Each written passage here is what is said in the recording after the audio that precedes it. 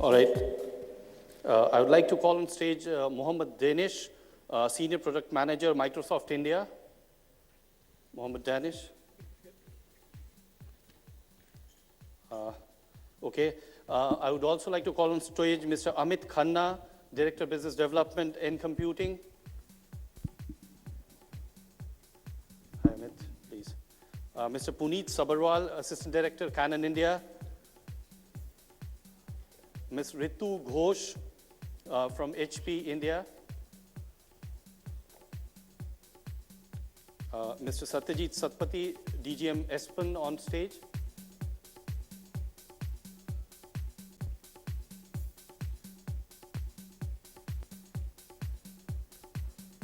And just to make this session a little bit more interactive, actually it's been just a one-way communication so far.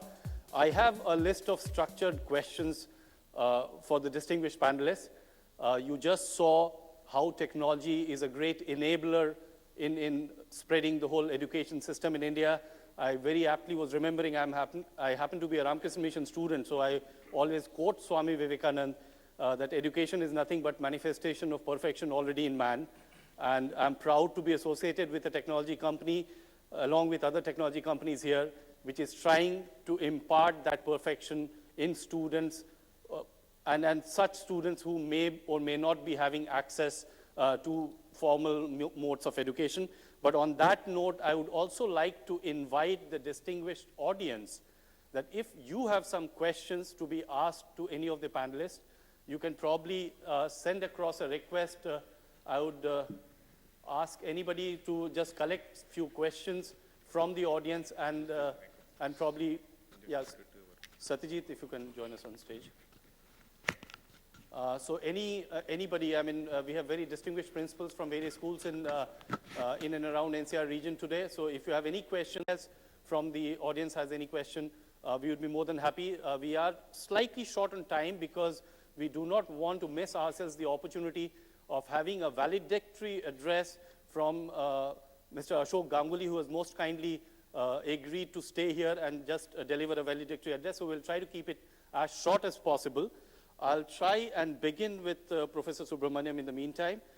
Sir, I mean, whatever I saw about IGNOU, the Honorable Vice Chancellor mentioning, I feel that, I mean, don't you think that the students of IGNOU today, because of all the ICT tools that are being used by IGNOU, are probably much better equipped in the employability scenario vis-a-vis many other traditional universities? I mean, it's a strange question because IGNOU many a times is an option for such people who do not happen to get access to formal education. So how do you would like to react to that? I think there are a few things which IGNOU has adopted for the time being. That is, one, we have to develop a kind of open e-learning framework which will manage the faculty-students interaction, as well as student-student interaction, as well as administration activities of the kind of workflow automation behind that thing. So we have already launched that framework called Vaidyadhara. Vaidyadhara is, Vaidya means knowledge, Dhara means pouring. So we have to see that that knowledge is poured through the kind of anytime, anywhere, any device. This is the kind of concept we are trying to work on. The framework is ready. It can be given to anybody who wants to use it, and that is free of cost. There's no charge for it. And this our Advanced Center for Informatics is developing this kind of framework, and we have done this. Second is skill development. The skill development is another important exercise, bridging the gap between what is taught in the college and what is kind of industry needs. So the industry interaction, the bridging the gap skill development is another area where we are trying to see how we can penetrate and make the teachers better. Third, the NPTEL, which was told in the morning that Professor Pillai has mentioned, is a kind of lecture series by voluntary IIT IISc professors. But this is not picked up because this is not being managed as a curriculum. So if we don't make it as a curriculum, nobody would like to use it as a kind of resource which is available free of cost. Government has spent money, initiated, but users are very few. So we thought that we'll annotate this and try to see the certification of engineering college and other college teachers using this kind of lecture series. And that we are trying to do. We VTUs and technology universities of states, and we are working with the state governments also. This is, I think, another area for credibility of the teachers to have the kind of certificate for skill to teach that classes. There's no certificate needed for college teachers today, but there's a certificate needed for school teachers. So we are trying to build up the gap of professional teaching abilities to get the certificate done. This is another initiative which we have initiated. Maybe it's in the dialogue now. Maybe it will take shape during the period of this year. Fourth is what we thought was the kind of institutionalization of education governance is a major issue because we have student population of 3.3 million roughly. To manage the students population, we require technology. Without technology, we can't manage. Really, I think we are just trying to see improve the ICT technologies for this. And we want to use any media which can deliver the kind of technology delivery system to see that the students can access anytime, anywhere you want. Not only Germany, not only the kind of equipment that we are using, but using any kind of any media, any device, anywhere, anytime, breaking the geographies, the kind of thing, breaking the skill levels. So the fourth point which we thought that we should do is how do we retention of the students. I think the dropout rate, that's what he was mentioning, is very high. So we thought that the learning content is not in a position to make the students retire. The maybe more interesting things can be done through technology in education content. I think this is what exactly the kind of thing which has been made. See, what is produced today is how many people can reproduce. We test only reproduction capability of the students, not the learning capacity of the students.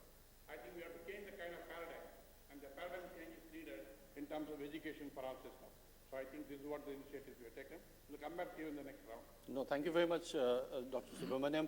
It was actually very enlightening to know the kind of initiatives that IGNOU has taken, and I felt that, I mean, I'm a government affairs person, so I keep on following the civil services results year after year, and I was very happy to note that a lot of people graduating from IGNOU have qualified this year's civil services and attempt.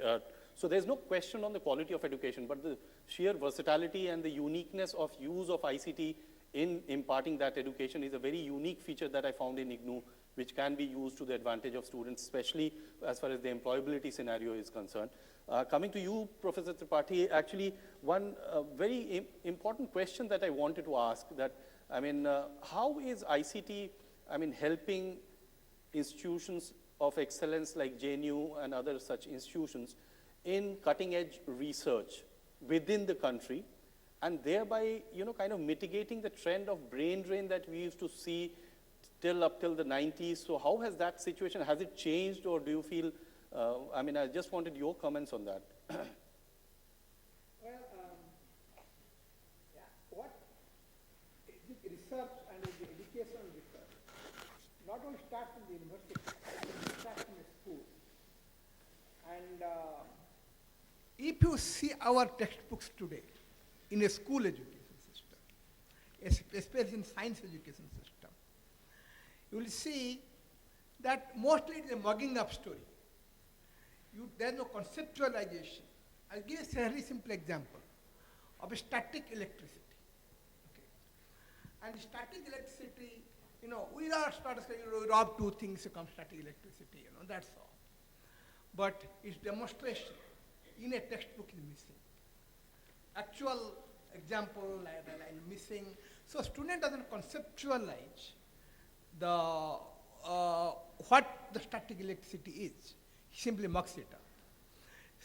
That's the real hindrance to our scientific research subsequently when the student graduates from school to the college to the university system. So it is essential to write some creative textbooks first for the school children and put it on internet.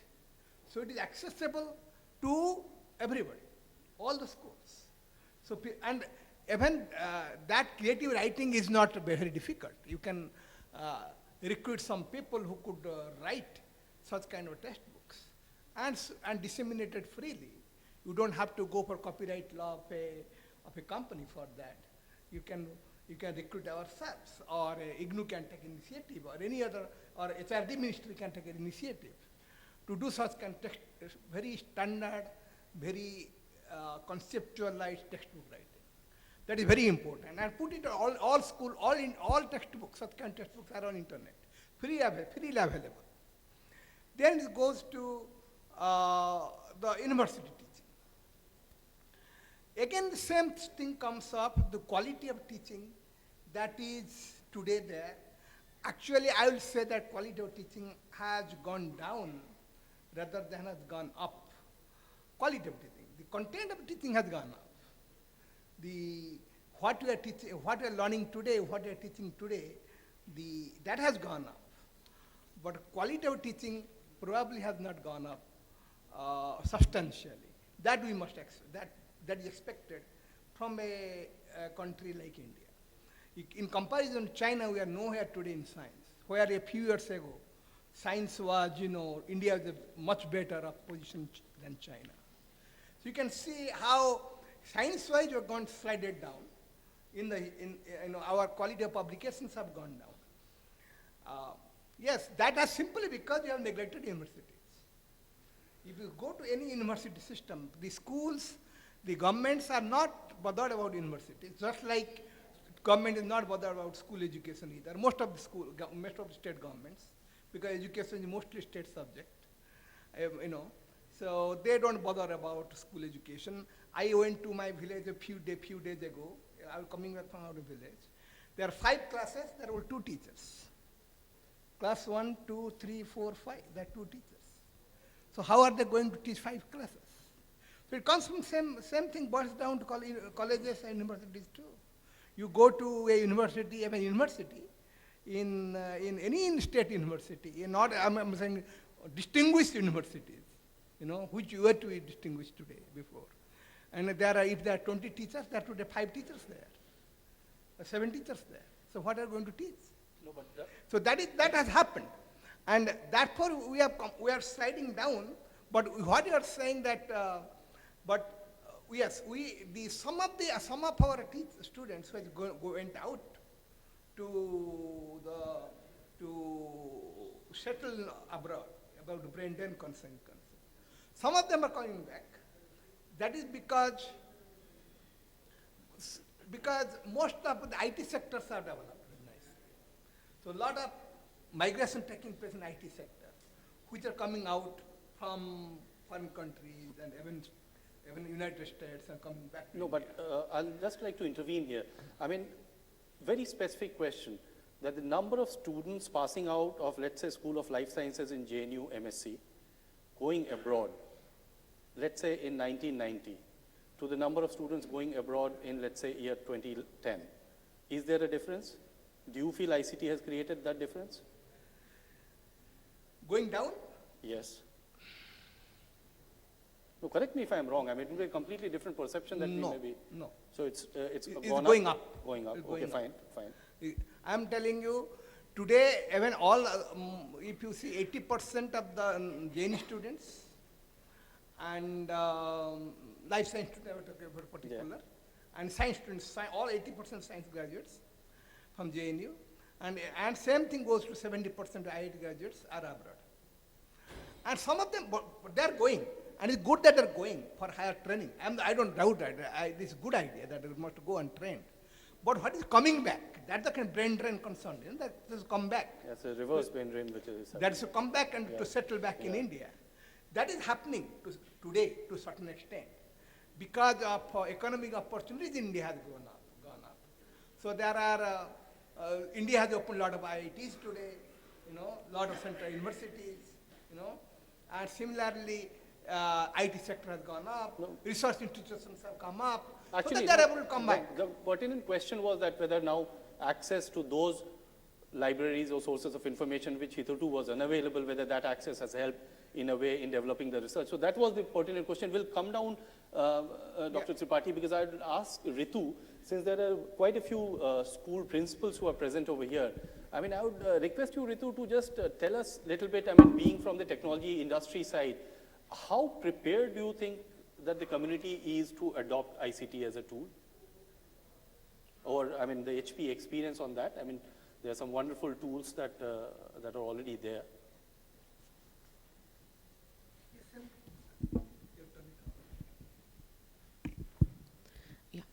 Good evening, everybody.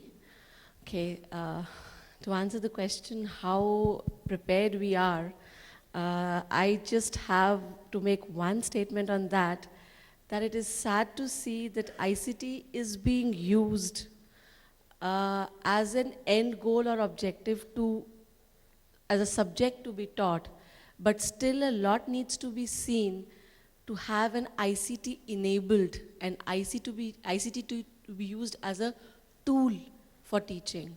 In fact, I would like to congratulate MCD on their forward-looking initiatives where they are using ICT as a tool and reducing the burden on the teachers for administrative work and introducing the e-governance deployment for the better use of ICT in other non-core activities. And the similar is the objective of what the solution that you saw is from HP, which is the lab-in-box. It was observed that even, I mean, it's misunderstood that the problem of education and the social infrastructure for education only lies in the rural areas, but it is seen to a greater extent that one problem is there of lack of infrastructure not being there for education being imparted. But the other part of the story also lies that if there are schools or infrastructures, there are no teachers. If there are teachers, there are no books available. We recently came out, I was engaged with the CBSE, and it was saddening to see that the new ICT curriculum that came out, the books were not available for quite some time, and it was a handicap for the students. I mean, it was a generic situation, not to blame anyone, but that was the fact. So even though you have that the infrastructure, as in if you have a school, teachers are not there, teachers are there, the books are not there, books are there, electricity is not there. So why are we not using ICT and IT to enable and meet those infrastructural and social challenges in the field of education? And hence there was a need felt where there could be a solution which could be innovative, which could be instant, and which could be inclusive. I would put it in the words of the Honorable Minister Kapil Sibal. He keeps saying it should be inclusive. Nothing would come outside and nothing would be there from out of the box. And that's where the lab-in-box solution was there. The need was felt where we could have a system where we could track the student attendance, and it could be stored somewhere, it could be monitored, and a report could come out before a student could become a dropout. A report could go to the principal or the parent or the MHRD ministry that this particular student has not attended the classes for these many days and he will become a dropout. What is the problem in this? If we could use printer technology to print the books which are already available on net, if we could strengthen the content of education that is already available on internet, then these would resolve a lot of problems which we see right now. And we see a high student dropout rate, and we see that the government's Vision 2020 aims at having 30% more of students enrolling for the schools. But the question lies, is there a social infrastructure for the education need that is available? Let's use ICT as a strong tool. No, thank you, Ritu. That was very well put, and it was a very wonderful example, and very, very proud to see the MCD coming out with such innovative methods, which will take away a lot of burden from the teachers so that they can concentrate on the content part more rather than doing a lot of administrative activity, which takes up a lot of time. For the other panelists, I mean, I would take a bit of a liberty so that you had made a presentation, so at least people who could not make a presentation, I'll give them an opportunity first. So, Danish, what would your views on ICT integration, Microsoft views on ICT integration